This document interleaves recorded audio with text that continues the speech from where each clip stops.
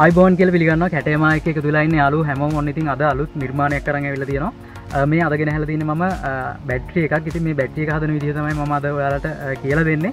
ඉතින් මේ බැටරි එකේ තියෙන විශේෂත්වය තමයි මේ බැටරි එක හදලා තියෙන ගොඩක්ම ඉවත දාන දේවල් සහ ස්වභාවිකව හොයාගන්න පුළුවන් දේවල් වලින් ඒ වගේම තමයි මේ බැටරි එක බැස්සහම අපිට රිචාර්ජ් කරගන්න පුළුවන් යම් තාක් දුරට. ඒ වගේම තමයි මේ බැටරි එක සවුත් වුණාම අපිට මේ රීෆිල් කරලා ගන්න පුළුවන් මේකේ තියෙන සෙල්. ඉතින් එතකොට මේක අලුතෙන් හදන්න ඕනේ අපිට ඒ සෙල් රීෆිල් කරලා ආයෙ අලුතෙන් අලුත් විදිහටම පාවිච්චි කරන්න පුළුවන්. ඉතින් ඒක තමයි මේක තියෙන විශේෂත්වය. ඒ වගේම තමයි ඔයාලට ඉමර්ජන්සි ලයිට් එකක් වගේ පොඩි දෙයකට මේක යොදා ගන්න පුළුවන්. ඉතින් ගොඩක් ප්‍රයෝජනවත් වෙයි. ඉතින් එහෙනම් අද පරක්කු නොකර ගිහින් බලමු වීඩියෝ එකට මේක හදන්නේ කොහොමද කියලා. බැටරිය හදද්දී අපි මුලින්ම බැටරියේ සෙල් ටික හදා ගන්න ඕනි. මම එතන ඉඳන් ඔයාලට කියලා දෙන්නම්. ඔයාට පේනවා ඇති මෙතන තඹ සහ සිංක් තහඩු දෙකක් තියෙනවා. ඉතින් මේ තඹ තහඩු නම් ඔයාට වෙළඳ පොලෙන් අඩු ගානකට ගන්නත් පුළුවන්. නැහැනම් පරණ සුර ඇතුලේම තියෙනවා ඔයාට හොයාගන්න පුළුවන්. ඒ වගේම තමයි මේ සිංක් තහඩු පරණ බැටරිය ඇතුලේ තියෙනවා. ඔය ටෝච් වලට එහෙම දාන බැටරිය ඇතුලේ තියෙනවා මේක. ඉතින් මම කලින් වීඩියෝ එකේ ඒ කියන්නේ ගිය සතියේ කරපු ගස්වල හැදෙන බැටරි කෑලි කියන වීඩියෝ එකේ පැහැදිලිව දාලා තියෙනවා මේ සිංක් තහඩුව බැටරි කෑල්ලකින් වෙන් කරගන්නේ කොහොමද කියලා. ඉතින් ඒකත් බලන්න පුළුවන් ඔයාලට. ඉතින් මෙහෙම හදාගත්ත මේ සිංක් තහඩු සහ තඹ තහඩු මේ කෑලි දෙක එකට අමුණ ගන්න ඕනේ. එක පැත්තකින් ටැග් කර ගන්න ඕනේ. ඉතින් මේ විදිහට මේ අඬුවකින් නමලා වට තුනක් විතර නමලා හොඳට තද කරලා අමුණ ගන්න ඕනේ. ඉතින් මෙහෙම තඹ සහ සිංක් තහඩු ගත්තදී ඒකේ ප්‍රමාණයක් නෑ. ඔයා හදන බැටරියේ සයිස් එක අනුව ඔයාට තියෙන තහඩු වල හැටියට ඔයාට හදා ගන්න පුළුවන්. ඝනකම වැඩි වුණාට දිග පළල වැඩි වුණාට ප්‍රශ්නයක් නෑ. ඔයාට බැටරිය ලොකුවට හදන්න පුළුවන් නම් ඒ අවශ්‍ය දේවල් තියෙනවා නම් ඔයාට ඒ විදිහට ලොකුවට හදා ගන්නත් පුළුවන්. සෙල් එකේ ඊළඟ කොටස තමයි මේ තියෙන්නේ. ඔයාට මේකේ හැඩේ පේනවා ඇති. මේකේ උඩ තියෙන කට්ටෙට තමයි අපි කලින් හදාගත්ත තහඩුව හයි වෙන්නේ. ඉතින් මේක මම කපාගත්තේ X-ray cartridge එකකින්. ඔයාට පහසුවෙන් හොයාගන්න පුළුවන් X-ray card එක. ඉතින් ඊගාවට මේ වගේ ප්ලාස්ටික් තීරු අරන් තියෙනවා මම. ඉතින් මේ ප්ලාස්ටික් තීරු තුනකින් මේ කාඩ් එකේ කට් එක කපපු පැත්ත නැතුව අනිත් තුන් පැත්ත වට වෙනවා. ඉතින් මේ ප්ලාස්ටික් තීරු තුන අලව ගන්න ඕනි. මේ ප්ලාස්ටික් තීරු ඔයාලට හොයාගන්න පුළුවන් ගැලුමක් බෝලියක් කපාගත්තොත් එහෙම මේ වගේ තීරු කපා ගන්න පුළුවන්. ඉතින් මේ තීරුවක් සාමාන්‍යයෙන් මිලිමීටර් 2ක් වගේ ඝනකම හිටින තීරු තමයි මම අරගත්තේ.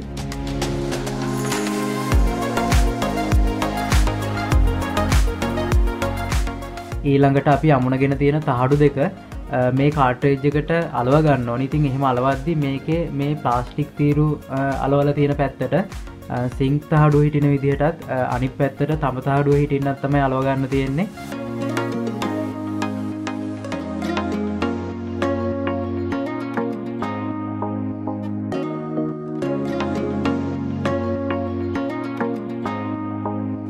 අපි දැන් හදාගත්ත කොටස වගේ කොටස් 13ක් ඕනි මේ බැටරි එකට. ඉතින් මම කලින් හදාගත්ත ඉතුරු කොටස් ටික ඊගාවට හදාගන්න තියෙන්නේ බැටරි එකේ ධන ඍණ අග්‍ර දෙක සම්බන්ධ වෙන සෙල් දෙක.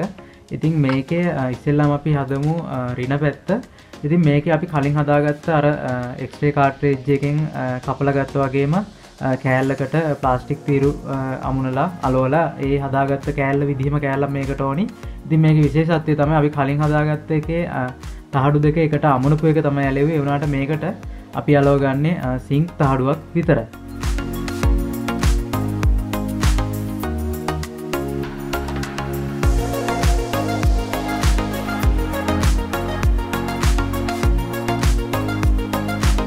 ඊළඟට තියෙන්නේ බැටරි එකේ ධනාග්‍රය සම්බන්ධ වෙන කොටස හදා ගන්න. මේකටත් අපි කලින් ගත්තා වගේම X-ray cartridge කොටසක් තමයි ගන්නෙ. මේකේ අපි ප්ලාස්ටික් තීරු අලවලත් නැහැ. නිකම්ම X-ray cartridge කොටස විතරයි තියෙන්නේ. මේකට අපි තඹ තහඩු කෑල්ලක් විතරක් අලව ගන්න ඕනේ.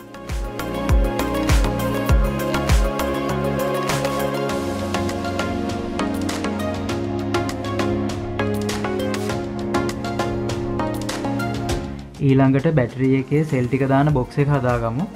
මේකට ඉවත දාන මොනවා හරි ප්ලාස්ටික් බෝඩ් පාවිච්චි කරන්න පුළුවන්.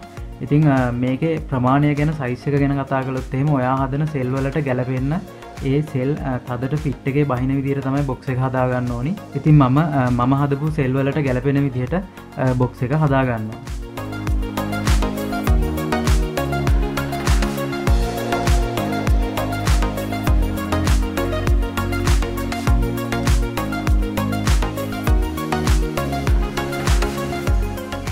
පෙට්ටිය අලවලා හදලා ඉවරයි දැන්. ඉතින් මේ පෙට්ටියට තමයි අපි හදන බැටරි සෙල් ටික සෙට් වෙන්නේ.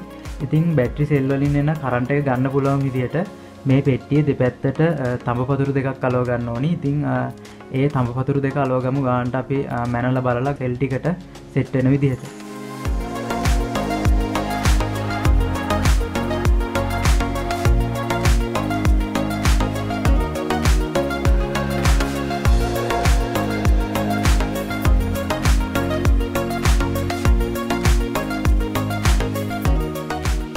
දැන් තියෙන බැටරි සෙල් එකේ අන්තිම කොටස සම්පූර්ණ කරන්න. ඉතින් මේකට සර්වියට් පේපර් එකක් අරගෙන මේ විදිහට නවලා ගානට බැටරි සෙල් එක මැදට සෙට් වෙන විදිහට හදා ගන්න ඕනි. ඉතින් ඔයාලට පේනවා ඇති අපි නවලා කපලා හදාගත්ත සර්වියට් පේපර් කෑල්ල ගානට සෙල් එක මැදට සෙට් වෙන විදිහ සෙල් එකේ අයිනේ තියෙන ප්ලාස්ටික් තීරු වල ඝනකමට සමාන විදිහටම තමයි මේ සර්වියට් පේපර් එකත් නවලා තියෙන්නේ. ඉතින් එතකොට සෙල් එකකට එකක් හේතු වෙනකොට මේ සර්වියට් පේපර් කෑලි ටිකත් තද වෙලා හිටින විදිහට තමයි මේක හදාගන්න ඕනේ. අනිත් සෙල් ටිකටත් අවශ්‍ය සර්වියට් කෑලි ටික කපලා හදාගත්තා මම. දැන් තියෙන්නේ සෙල් එකින් එක අමුණලා අපේ බැටරි එක හදාගන්න. අද මේ බැටරි එකේ ඇසිඩ් එක විදිහට පාවිච්චි කරන්නේ නෙල්ලි ගෙඩි වල යුස. ඉතින් මම බ්ලෙන්ඩ් කරලා මේ නෙල්ලි ගෙඩි වල යුස ගත්තේ. ඒ යුස වල අම්ල ගතිය ගොඩක් තියෙනවා. ඉතින් ඉස්සෙල්ලාම මම බොක්ස් එකට සෙට් කරන්න යන්නේ මම කලින් හදාගත්ත රිනාග්‍රේ පැත්තට එන්න ඕනි. සිංක් පතුරු විතරක් තියෙන සෙල් එක. ඉතින් සිංක් පතුරු විතරක් තියෙන සෙල් එකේ තියෙන සර්වියට් පේපර් එක අපි නෙල්ලි යුස වලින් තෙත් කරගන්න ඕනි. ඒකට මම සිරින්ජ් එකක් පාවිච්චි කරනවා.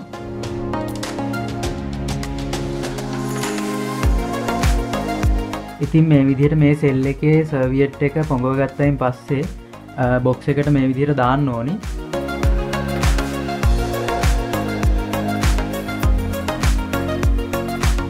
ඊළඟට තියෙන ඉතුරු සෙල් එකේ තියෙන සර්වියට් ටිකත් පොඟවලා මේ බොක්ස් එක ඇතුළට දාගන්න.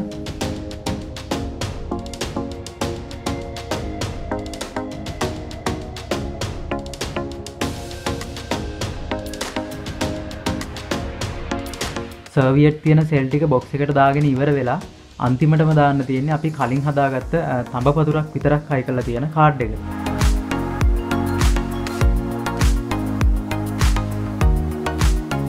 ඉතින් බැටරි එකේ දන පැත්තට හයි වෙන තඹපතුරක් විතරක් තියෙන කාඩ් එකක් දාගෙන ඉවරයි දැන්. අපේ බැටරි එක සම්පූර්ණයෙන්ම හදලා ඉවරයි දැන්. ඉතින් මේකට වයර් දෙකක් පාස් ගන්න තියෙන්නේ. අපි ඊට කලින් මේකේ වෝල්ටේජ් එක කොච්චරක් තියෙනවද කියලා චෙක් කරලා බලමු. ඔයාට පේනවා ඇති වෝල්ට් 13ක් කියලා පෙන්නනවා මල්ටිමීටර් එකේ. ඉතින් මේ වගේ පොඩි බැටරි එකක මේ වගේ වෝල්ටේජ් එකක් තියෙනවා කියන්නේ ඉතින් ගොඩක් වටිනවා. ඔයාට ගොඩක් ප්‍රයෝජන ගන්න පුළුවන් මේක හදාගත්තොත් එහෙම. ඉතින් අපි මේ බැටරි එකේ තියෙන කරන්ට් එකෙන් LED කිහිපයකුත් පත්තු කරලා බලමු. ඔයාට පේනවා ඇති හොඳට බ්‍රයිට්නස් එක තියෙන පත්තු වෙනවා මේ LED ටික. මේ බැටරි එකේ බොක්ස් එකේ තියෙන තඹපතුරු දෙකෙන් තමයි කරන්ට් එක ගන්න තියෙන්නේ. ඉතින් අපි අර කලින් හදද්දී සිංක් පතුරක් විතරක් දාපු සෙල් එකක් හැදුවා. ඉතින් අන්නේ සෙල් එක තියෙන පැත්තෙන් තමයි මේකේ රිනාග්‍රේ තියෙන්නේ. ඉතින් මේ විදිහට මේ බැටරි එකේ දෙපැත්තේ තියෙන තඹපතුරු දෙකට වයර් දෙකක් පාස් කරලා ඔයාට කරන්ට් එක ගන්න පුළුවන්.